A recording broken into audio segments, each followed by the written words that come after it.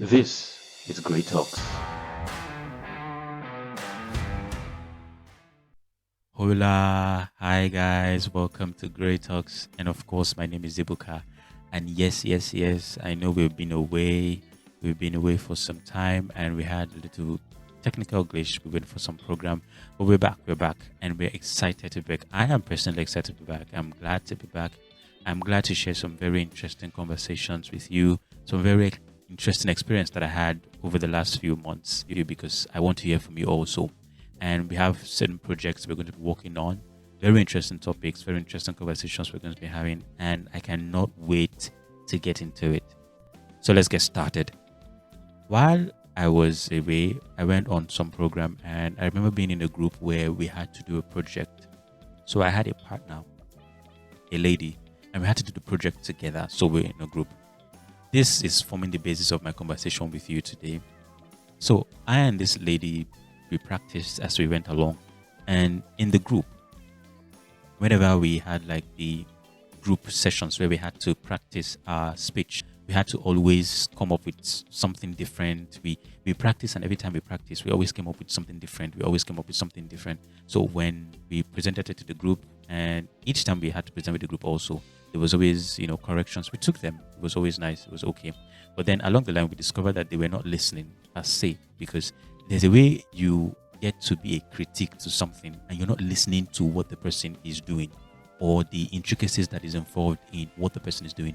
It gets to a point where you already write down, you already know what you want to critique about, and you're just hoping, you're not listening to every other thing, you're just hoping that they don't hit that punch so you can have something to critique them about.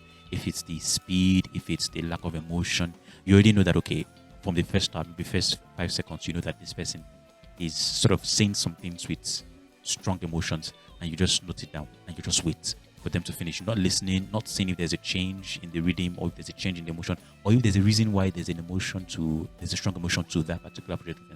You get my point, you get the picture. Now fast forward to when we were done with the mini presentation to the group, and then we had to present in front of the panelists, the real judges now, the ones who are like professionals and the likes.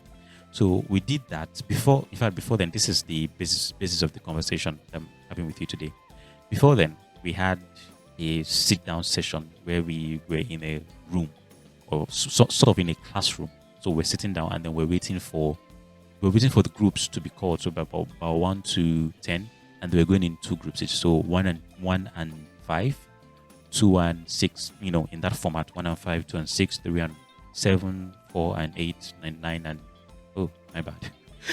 All of a sudden, I don't know maths again. So 5 and 10, like that. So we're going. So I was in group 4, and my partner and I were sitting down together because we wanted to, just feel the vibe together, get involved, synchronize still. So we're not doing any practicing actually. We were just waiting. We had an agreement that, okay, you know what, let's not do any practice. Let's just wait.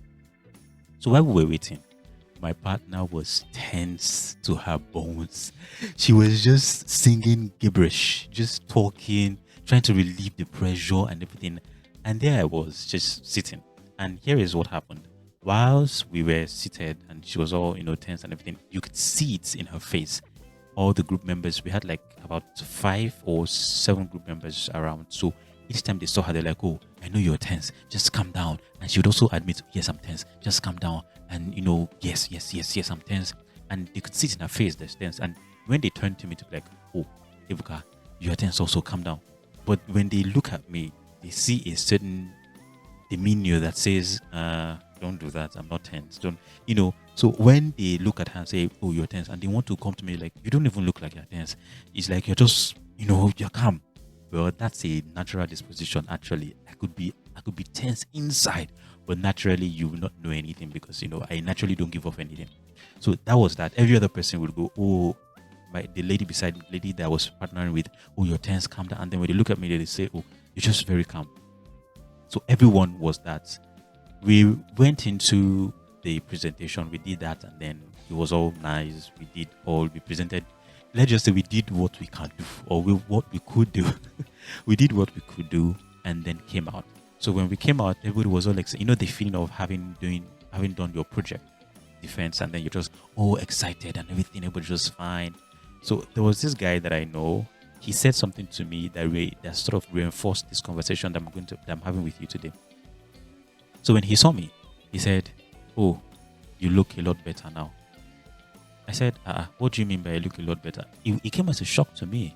Really, it came as a shock to me because every other person says, "Oh, you look very calm, you're not looking tense." And here's this dude, this fella just comes in and says, "Oh, you look a lot better." And I said, "No, I wasn't even tense. I mean, I have to keep up with the act. What do you mean? What do you mean? You just deflated my bullet." I mean, he's like, "Oh, you look a lot better." And I said, No. What do you mean by that? I'm actually calm." And then he said, "Yes, you look calm, but you're calmer than how you looked before."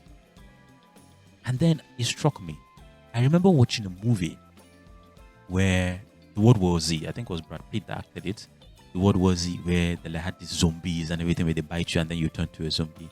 That's some movie, anyways. But then the point is, there was a scene in the movie where Brad Pitt had to go to Israel to get some research done and the likes regarding the zombies and everything. So the conversation he had with one of the managers of that particular camp was something I'm going to be talking about today. It's about an Israel defense theory that is called the 10th man rule. The 10th man rule says that for every 9 people in a group that agree on a particular course of action, the 10th person is required to disagree, regardless of personal conviction. You have to understand how very difficult that particular job role is. It means everybody will say the rice, let's just say Ida Bass's rice is sweet. The one that she cooked recently, Ida Bass's rice is so sweet. And you, as the 10%, you have to come up and say, what if? It doesn't matter what you think. You have to say, what if? Now, it might not be in the same connection with what that dude did to me, but I'm saying that 10% is someone who does not follow the bandwagon, who does not think alike with every other person. Every other person sees a particular thing in a certain way, but then you see it in a different way, and that's that guy.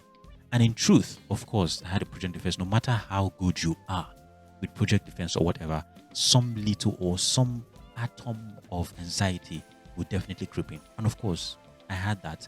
And as much as I tried not to show it in my face, every other person did not see it because they didn't know me. But that guy knew me and he saw it. And he says, he didn't say that you had a conscious or an anxious face. He said you look a lot better. It means if I was looking like 99 before the project, I am looking like 100 after the project. That 1% is a difference. He saw it. Now, for some of us, we can attribute this rule to every area of our lives. But then there's just one thing I want to say. You have to have that 10th man in your circle.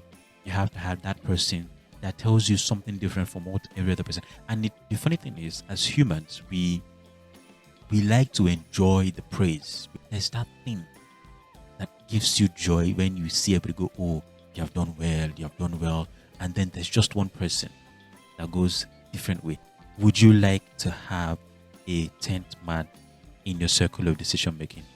Why don't you hit me up in the comment section? Let me know what you think about that. Remember, it's always important to know that there is always more. And of course, my name is Zipuka. See you in the next episode. Hey there. You're listening to Great Talks with Ebuka.